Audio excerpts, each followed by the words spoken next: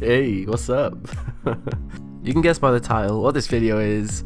We're back at it again with another episode of 5 facts that you didn't know about SMITE. Okay, let's get straight into it. First up, we have Arachne. Yes, we're going to be talking about old Arachne versus new Arachne. Obviously, what you're looking at here is the new Arachne. Let's talk about the old Arachne first. But I just want to quickly mention before we do, she has had 3 visual changes, only 2 actual changes to her abilities and things like that. Here she is, old Arachne. You can tell this is super old just because of how different the map looks. Let's talk about her abilities. Arachne's old passive, Poison Claws. Arachne applies poison on every physical attack that she hits. The poison ticks every 0.5 seconds and lasts for 3 seconds. This can also stack up to 3 times, so you get 6 ticks of damage for landing 1 basic attack.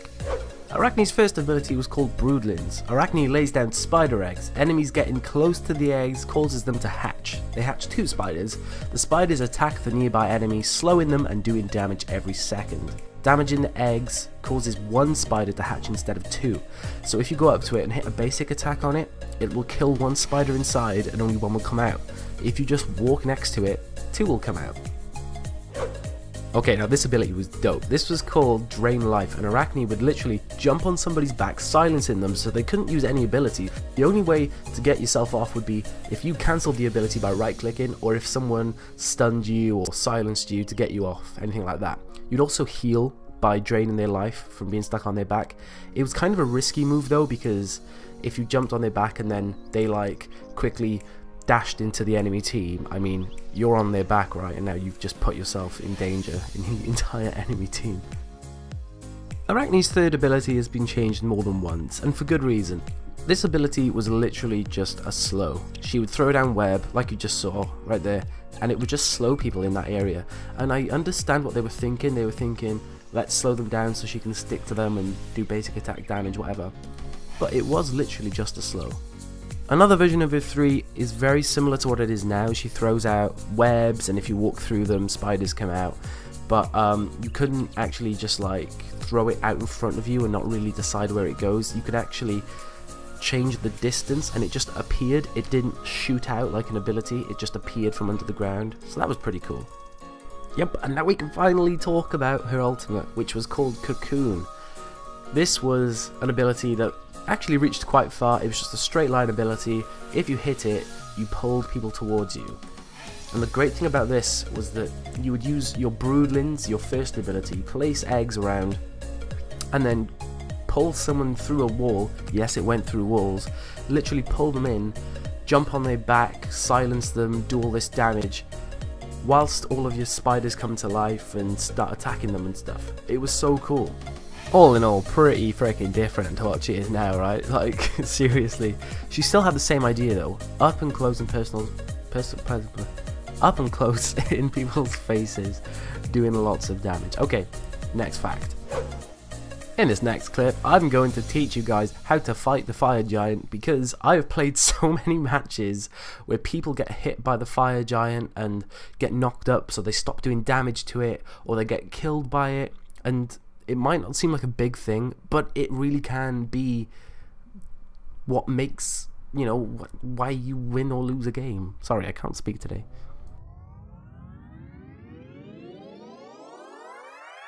Hello everybody, what's going on? I'm here, Killer Keemstar, and today I'm going to show you how to kill the fire giant. Alright, so he's got a few attacks, let's go over them. This one here where he slams on the ground and knocks you up, that's called his Magma Blast. There it goes again, Magma Blast. He throws rocks at you sometimes, they're called the Boulder Toss. That on the floor there, that's called the Magma Pool. He also can hit you with your sword if you go close to him.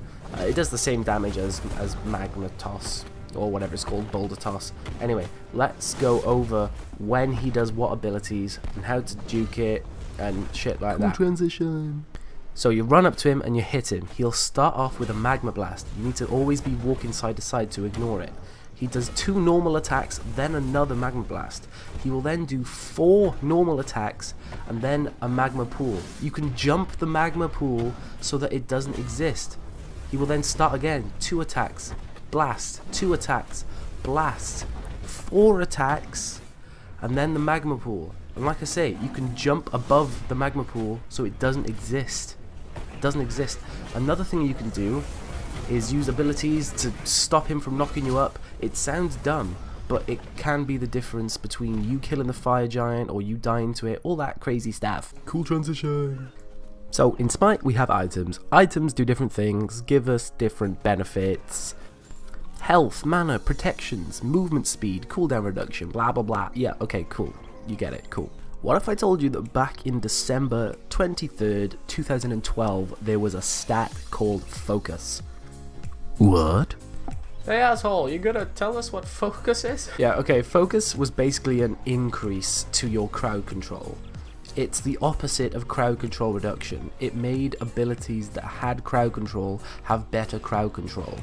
And there are lots of items that are still in Smite, that were in Smite back then, that used to have this Focus stat on them. Items like Divine Ruin, Demonic Grip, Soul Eater, they all had this Focus stat, and it basically just made your stuns longer, it made your silences longer, roots last longer.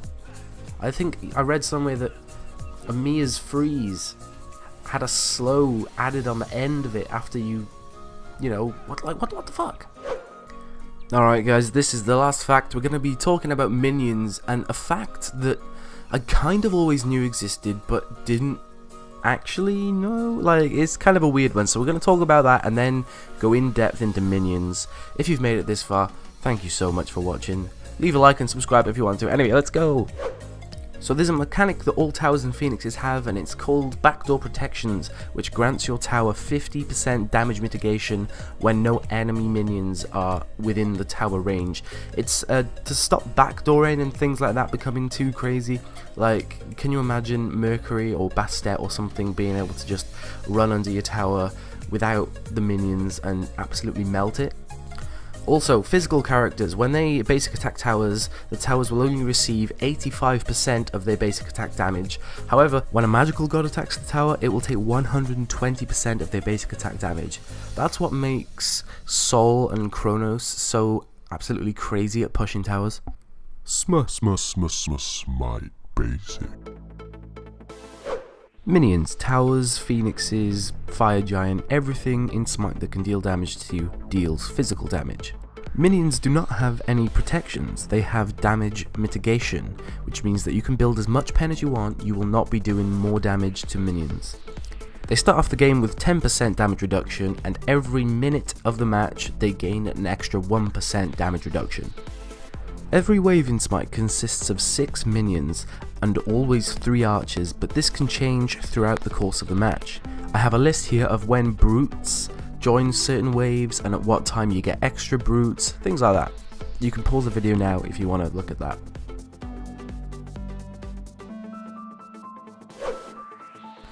Well, if you made it this far, congratulations, you've made it to the end of the video. I hope you've learned something today. We talked about the fire giant, we talked about how minions work and different things like that. We talked about focus, you know, that old weird stat. Old Arachne, I think I already said that. Anyway, yeah, I'm gonna go. If you did enjoy, let me know by leaving a like on the video. You can subscribe if you are new. And until next time, guys, bye. Shit, I actually forgot. This is 5 facts about Smite, and I've only done 4. The last fact is Loki is the best card in the game.